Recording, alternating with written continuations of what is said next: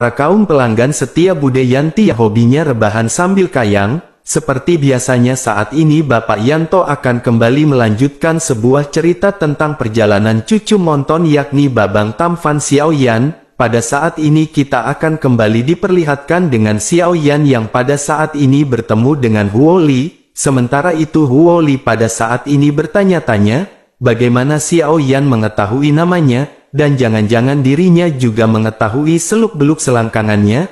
Lalu dirinya pun bertanya kepada Xiaoyan bagaimana mungkin Xiaoyan bisa mengetahui hal itu. Menanggapi hal itu Xiaoyan pun menjawab dengan terus terang dan berkata bahwa dirinya mendengar obrolan dari rekan Huo Li. Setelah itu Xiaoyan lanjut berbicara seolah-olah berbicara kepada dirinya sendiri. Xiaoyan berkata bahwa keluarga alkemis memiliki bakat untuk memurnikan obat yang disukai oleh surga, tetapi pada akhirnya karena hal ini juga keluarga Pil Demon telah menjadi sasaran kekuatan yang kuat. Sangat sedikit dari mereka yang dapat menerobos Dodi hidup-hidup dan datang ke benua Dodi, sehingga banyak kekuatan yang kuat mencoba untuk memperbudak mereka tanpa martabat. Bukankah semua hal ini benar-benar sangat menyedihkan? Mendengar perkataan Xiaoyan ini Huo Li seketika bertanya dengan suara gemetar. Huo Li bertanya bagaimana mungkin Xiaoyan bisa mengetahui hal ini. Melihat ekspresi Huo Li yang pada saat ini tidak sedingin seperti di awal, Xiaoyan merasa lega di hatinya. Xiaoyan pun menunduk sebelum akhirnya merenung sejenak dan mulai lanjut berbicara. Xiaoyan berkata bahwa dirinya memiliki saudara laki-laki yang juga dari keluarga Pil Demon. Dirinya bernama Lang Tian dan sebelum dirinya bertemu dengan Xiaoyan, dirinya telah bersembunyi di kota air mata dan membuat toko obat kecil untuk mencari nafkah. Tiba-tiba Huo Li merasa bersemangat karena mendengar ada orang dari klannya yang sama yang tinggal bersama dengan Xiaoyan. Dirinya merasa bersemangat tetapi dirinya segera mengajukan pertanyaan dengan waspada. Huo Li bertanya, lalu mengapa orang itu mengikuti Xiaoyan? Huo Li juga merupakan anggota keluarga dari Pil Demon dan tidak sembarangan bagi mereka memberikan kesetiaannya kepada siapapun. Manfaat apakah yang telah Xiaoyan berikan kepada Lang Tian ini? Menanggapi pertanyaan ini Xiaoyan pun tersenyum dan berkata bahwa Xiaoyan pada waktu itu tidak dapat memberinya banyak manfaat. Xiaoyan hanya mengatakan kepada Lang Tian bahwa dirinya bersedia memperbaiki semua resep Xiaoyan untuk Lang Tian. Hati Huo Li pun berdebar-debar untuk sementara waktu dan dirinya tampak sedikit terkejut. Dirinya tidak bisa menahan pandangan tingginya kepada Xiaoyan. Harus diakui bahwa resep Xiaoyan ini adalah sesuatu yang bahkan diimpikan oleh Master dan Tetua Agung Palace. Huo Li pun pada akhirnya segera berkata bahwa dirinya mengakui resep dari Xiaoyan ini memang sangat menarik. Tetapi bagi Huo Li itu tidak akan cukup untuk membuatnya mengikuti Xiaoyan dengan sepenuh hati. Mendengar perkataan Huo Li ini mata Xiaoyan malah menunjukkan kekaguman yang kuat. Xiaoyan menyadari untuk menjadi seorang mata-mata tidak hanya harus cerdas dan taktis tetapi juga seimbang. Sebelumnya berniat untuk menguji kepribadian dari Huo Li. Tentu Xiaoyan sangat luas dengan Huo Li dan dirinya perlahan-lahan menahan senyumnya. Wajah Xiaoyan berangsur-angsur menjadi serius dan dirinya lanjut berbicara. Xiaoyan berkata sejujurnya dirinya memberi Lang Tian sebuah janji. Xiaoyan berjanji untuk melakukan yang terbaik baik untuk membantu keluarga dari Pil Demon dan membalaskan dendam mereka. Mendengar hal ini Huo Li semakin bergetar hingga akhirnya dirinya segera bertanya kepada Xiaoyan. Huo Li berkata, apakah Xiaoyan berpikir Xiaoyan bisa melakukannya? Musuh terbesar dari klan Demon Pil adalah Pil Palace.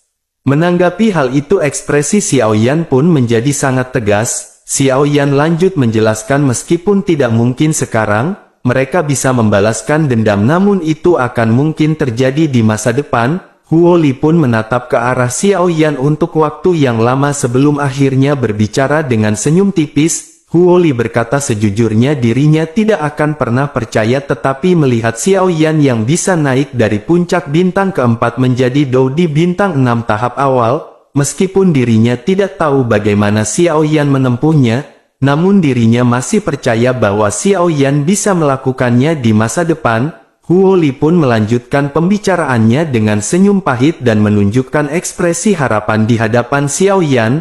Huo Li berkata bahwa dirinya juga tahu dengan Xiao Yan tidak membunuhnya, pasti Xiao Yan menginginkan sesuatu. Huo Li menyadari sepertinya Xiao Yan ingin menggunakan Huo Li sebagai mata-mata bagi Xiao Yan. Jika Xiao Yan benar-benar dapat membalas dendam atas klan iblis pil miliknya, maka Xiao Yan akan menjadi dermawan terbesar dari klan iblis pil dan juga menjadi dermawan terbesar bagi Huo Li. Tetapi bagaimana Xiao Yan bisa meyakinkan Huo Li bagaimana Xiao Yan akan membalas iblis pil mereka pada saat ini? Menanggapi hal tersebut, Xiao Yan pada saat ini tersenyum dan lanjut menjelaskan. Xiao Yan berkata bahwa dirinya tidak dapat membuktikan kepada Huo Li bahwa Xiao Yan memiliki kemampuan untuk menghancurkan Pil Palace di masa depan, tetapi pada saat ini Huo Li mungkin hanya bisa memilih untuk percaya kepada Xiao Yan. Huo Li pun tampak sedih dan menganggukkan kepalanya sebelum akhirnya lanjut berkata, apakah dirinya pada saat ini memiliki pilihan? Suasana seketika berubah menjadi sedikit hening.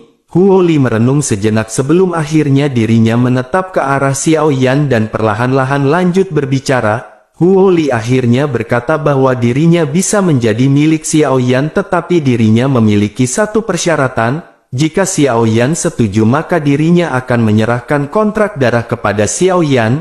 Jika Xiao Yan tidak setuju maka Huo Li hanya bisa meminta maaf kepada Xiao Yan. Tentu Xiao Yan pun merenung sejenak sebelum akhirnya berkata dengan tenang agar Huo Li memberitahu apa persyaratannya. Sejujurnya Xiao Yan sangat tertarik dengan syarat seperti apa yang akan diajukan oleh Huo Li. Akhirnya Huo Li pun menghela nafas dan berkata, jika persyaratannya adalah dirinya tidak dapat memberi Xiao Yan informasi yang tidak baik kepada Ketua Agung. Xiao Yan sedikit mengerutkan keningnya karena kondisi dari persyaratan ini sangat melebihi harapan Xiao Yan. Xiao Yan cukup bingung hingga akhirnya Xiao Yan pun bertanya apa alasannya. Dalam pemikiran Xiao Yan, Huo Li seharusnya menjadi wanita milik Ketua Agung dari Pil Palace. Selain itu tentu saja hal ini karena adanya paksaan dari Tetua Agung Palace. Hal ini dapat dianggap sebagai sebuah permainan dan dirinya sepertinya dijadikan budak seks dari Tetua Agung Palace. Bukankah dengan begitu seharusnya Huo Li benar-benar membenci Ketua Agung Pil Palace? Namun Xiao Yan bertanya-tanya, mengapa Huo Li pada saat ini begitu memikirkan Ketua Agung? Sementara itu di sisi lain Huo Li pada saat ini tersenyum sedih dan berbicara. Huo Li berkata tentu saja Xiao Yan telah mengetahui bahwa Huo Li adalah seorang wanita dari Tetua Agung Pil Palace. Namun yang Xiao Yan tidak ketahui adalah Huo Li tidak membencinya. Justru sebaliknya Huo Li malah sangat berterima kasih kepada Tetua Agung Pil Palace. Mendengar hal itu Xiao Yan tentu saja sangat terkejut dengan perkataan Huo Li. Sementara itu Huo Li pada saat ini segera mengungkapkan perasaannya yang tidak tertahankan. Dirinya bercerita jika tidak ada Ketua Agung dirinya mungkin akan menderita lebih buruk daripada anggota klan lain karena kecantikannya. Oleh karena itu Tetua Agung benar-benar melindunginya dan dirinya tidak pernah memaksa Huo Li. Jadi Huo Li bersedia secara sukarela menjadi wanitanya meskipun dirinya tidak mencintainya. Namun Ketua Agung Pil Palace benar-benar sangat baik kepada Huo Li dan jika dirinya ingin mengkhianatinya, maka dirinya benar-benar tidak bisa melakukan hal itu. Mendengar hal ini Xiao Yan pun mengangguk setuju dan berpikir bahwa Huo Li adalah wanita yang penyayang dan jujur. Xiao Yan pun akhirnya tersenyum dan mengucapkan selamat karena Huo Li telah menjadi anggota Xiao Mansion. Xiao Yan berjanji bahwa Huo Li tidak akan pernah menyesali keputusan yang dirinya buat hari ini. Xiao Yan pun lanjut mengucapkan terima kasih kepada Huo Li karena dirinya mau bekerja sama. Mendengar apa yang dikatakan oleh Xiao Yan ini jantung Huo Li seketika berdebar-debar. Air mata terima kasih mengalir di mata Huo Li. Dirinya tidak menyangka bahwa Xiao Yan akan menerima persyaratan yang dirinya ajukan. Pada akhirnya dirinya segera membungkuk dalam-dalam dan mengucapkan terima kasih kepada Xiao Yan. Setelah itu dirinya menembakkan cahaya berdarah dari tengah alisnya ke arah Xiao Yan. Lalu ada senyum puas di wajah Xiao Yan setelah mereka melakukan sistem kontrak darah ini. Xiao Yan akhirnya mengangguk dan berkata bahwa ketika Huo Li kembali, maka Huo Li harus sering pergi ke rumah lelang ketika dirinya tidak memiliki kegiatan. dengan rutinitas dan keseringan ini maka semua orang di Pil Palace akan berpikir Huo Li sangat suka mengunjungi rumah lelang. Pada saat itu jika Huo Li memiliki informasi maka dirinya dapat memberikannya kepada Zenni yang berada di rumah lelang. Selain itu Xiao Yan juga akan meminta Zenni memberi Huo Li hadiah yang masuk akal. Sebuah cahaya segera melintas di mata Huo Li setelah mendengar kata hadiah.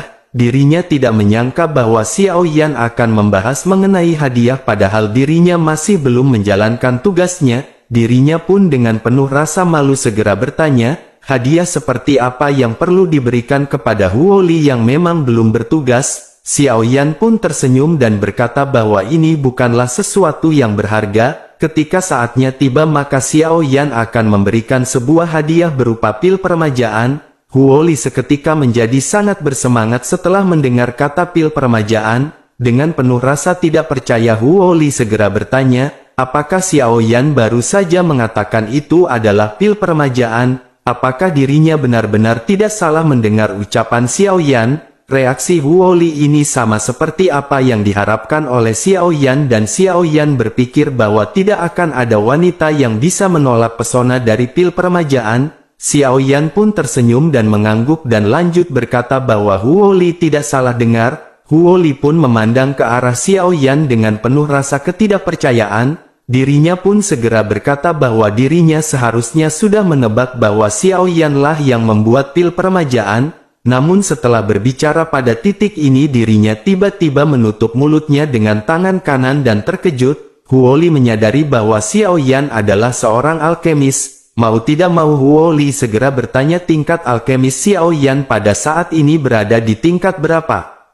Menanggapi hal itu Xiao Yan pun tersenyum malu-malu tetapi Xiao Yan segera berkata dengan penuh kebanggaan. Xiao Yan berkata mungkin lain kali ketika mereka bertemu Xiao Yan akan menjadi seorang alkemis peringkat ke-7. Pada saat ini Xiao Yan bukannya ingin pamer di depan Huo Li, akan tetapi Xiao Yan pada saat ini hanya ingin memberi kepercayaan kepada Huo Li. Sementara itu Huo Li menutup mulutnya dengan tangannya dan menatap ke arah Xiao Yan. Dirinya tidak tahu bagaimana caranya mengungkapkan keterkejutannya. Karena dari peringkat ke-6 hingga peringkat ke-7 banyak sekali alkemis yang menghabiskan seluruh hidupnya tetapi mereka tidak pernah naik. Hal itu bukan karena mereka tidak memiliki cukup uang untuk membeli bahan obat. Tentu saja hal itu dikarenakan tidak ada dari mereka yang bisa menerobos tanpa kekuatan spiritual di tahap menengah keadaan pikiran. Sehingga benar-benar sangat sulit untuk mencapai kekuatan spiritual di tahap seperti itu. Namun Xiao Yan ini benar-benar mengatakan bahwa dirinya akan menerobos ke jenis peringkat ke-7, meskipun pertanyaan tersebut terdengar seperti lelucon di telinga Huo Li, namun dirinya tidak dapat menahan diri untuk bertanya dengan penuh rasa ingin tahu.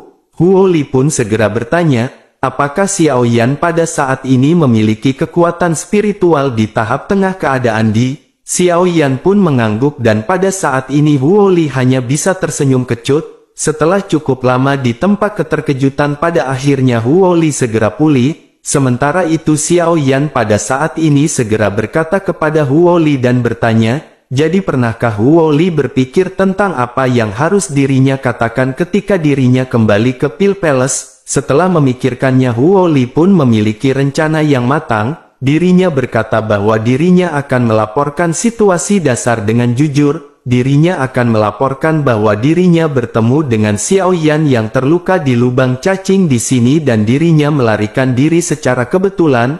Menanggapi hal tersebut Xiao Yan berkata bahwa ada jejak pertempuran sebagai bukti dan mereka tidak akan mempercayai hal tersebut. Sebaiknya Huo Li pada saat ini kembali dengan kondisi terluka. Dengan begitu maka Pil Palace akan mempercayai apa yang dikatakan oleh Huo Li. Huo Li pun tersenyum sedikit dan mengangguk setelah mendengar pernyataan dari Xiao Yan ini. Dirinya pun lanjut berkata bahwa itu benar-benar wajar dan dirinya meminta Xiao Yan untuk jangan memukul Huo Li terlalu keras. Huo Li pun menatap ke arah Xiao Yan untuk beberapa saat dan tampak menghargai Xiao Yan. Dengan penuh syukur dirinya berkata bahwa dirinya semakin percaya bahwa Xiao Yan ini akan memiliki kemampuan untuk membalas dendam dari klan alkemisnya. Setelah itu Huo Li pun berbalik dan pergi sementara Xiao Yan segera mengeluarkan pedang kuno api surgawi.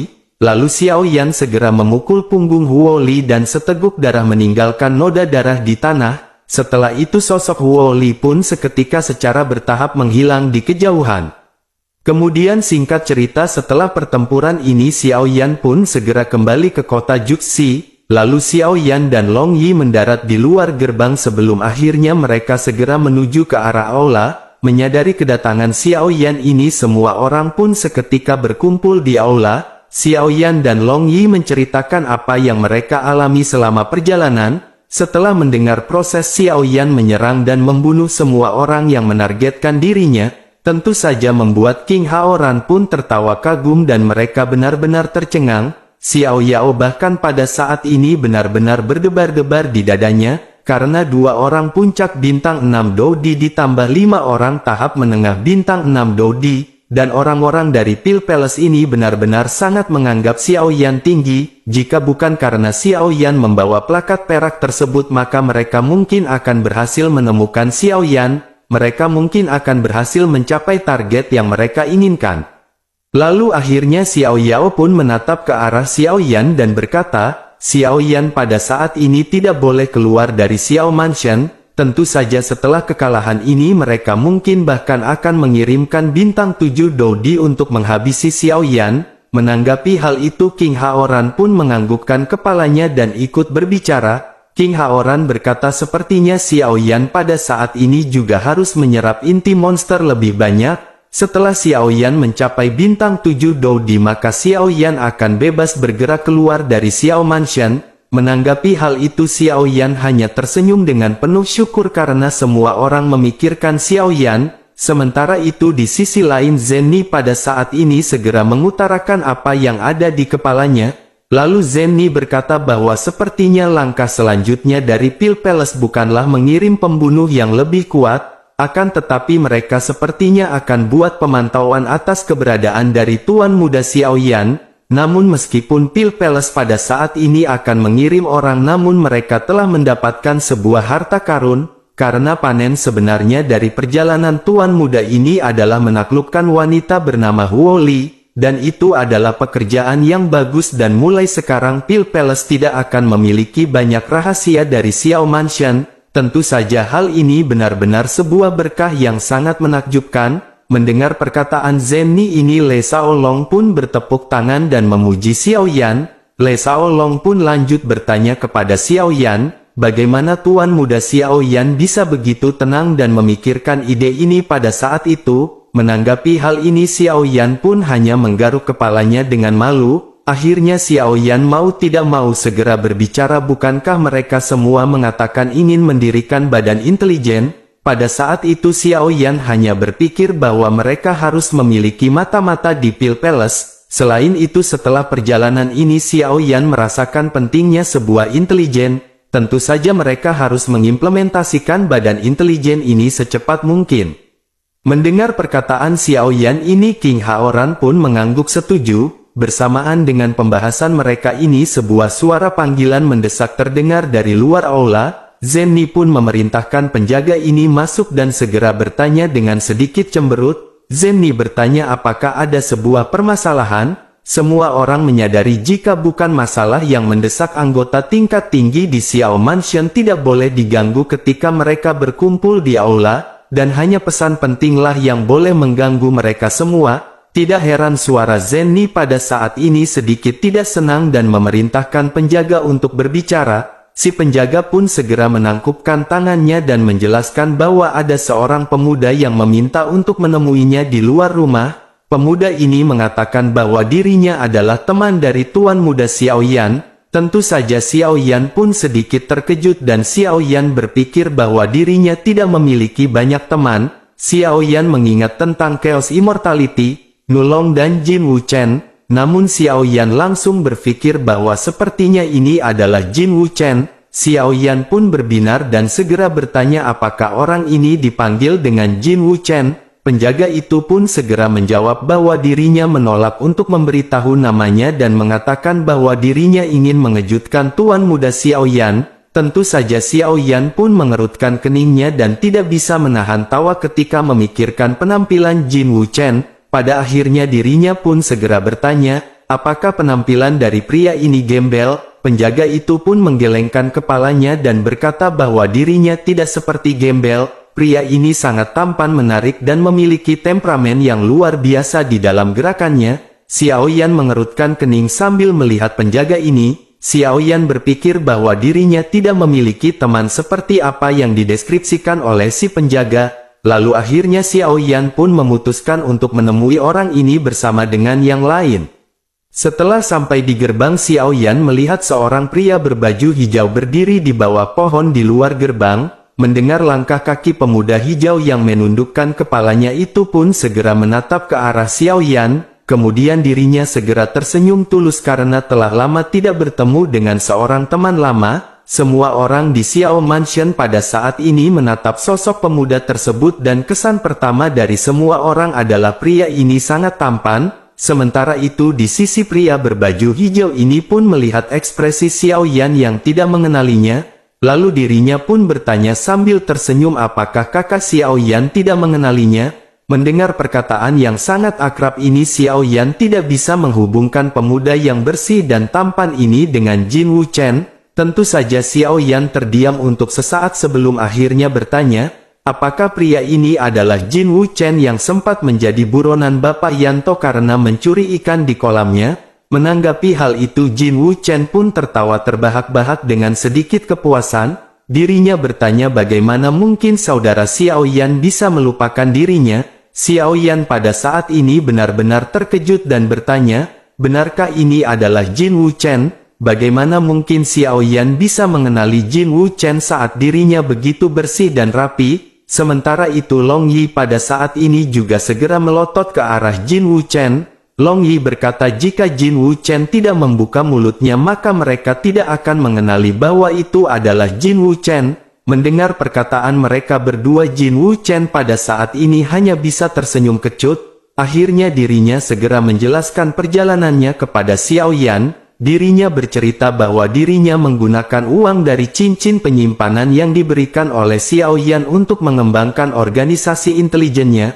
Semenjak saat itu dirinya sering menerima pertanyaan dari beberapa pasukan dan individu. Sementara itu Jin Wuchen masih tetap dengan tugasnya dan bertanggung jawab untuk berhadapan dengan mereka. Oleh karena itu bagaimana mungkin Jin Wuchen tidak merubah penampilannya?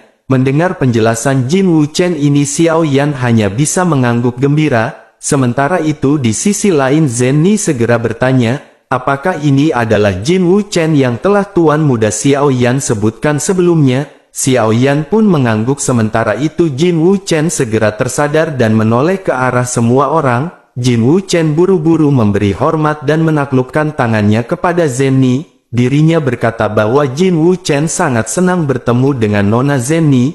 Menanggapi hal itu Zenny pun cukup terkejut dan bertanya, apakah Jin Wuchen mengenal Zenny?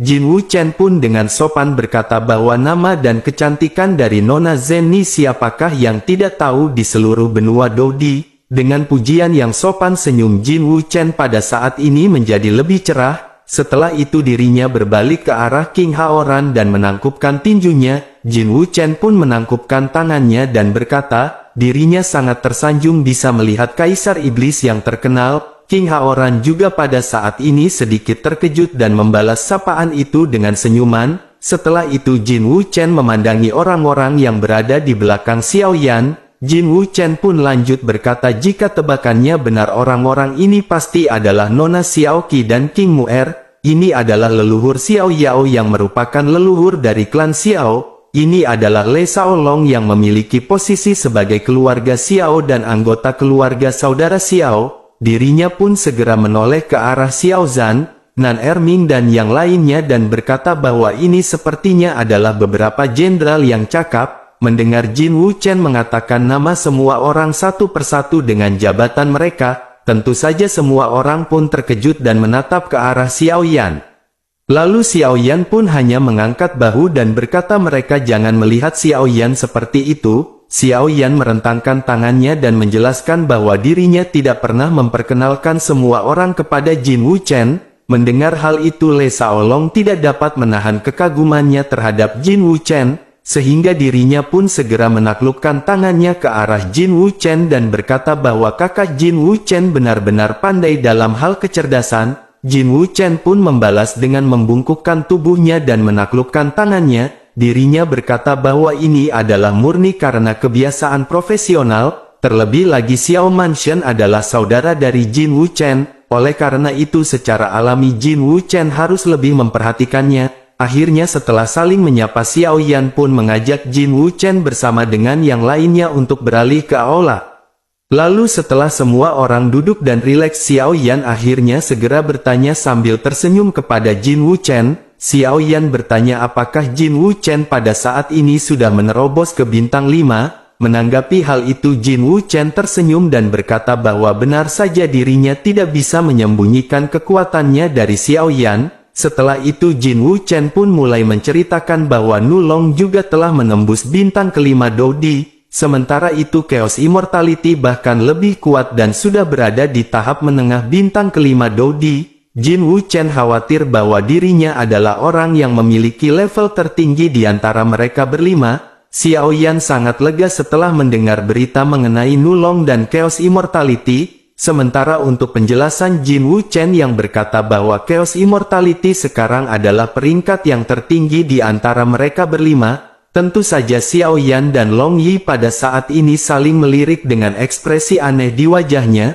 sementara itu ekspresi wajah semua orang yang hadir juga pada saat ini dipenuhi dengan makna. Melihat reaksi semua orang, bagaimana mungkin Jin Wuchen tidak mengerti arti hal ini, sehingga dirinya pun dengan cepat merasakan fluktuasi Doqi Xiao Yan, tetapi dirinya tidak bisa merasakannya sama sekali, sehingga ekspresi kaget pun tiba-tiba muncul dan Jin Wuchen segera berteriak agar kakak Xiao Yan tidak membuat Jin Wuchen takut. Jadi level berapakah kekuatan dari kakak Xiao Yan pada saat ini? Menanggapi hal itu Xiao Yan pun tersenyum dan berkata untuk apa dirinya menakuti Jin Wuchen.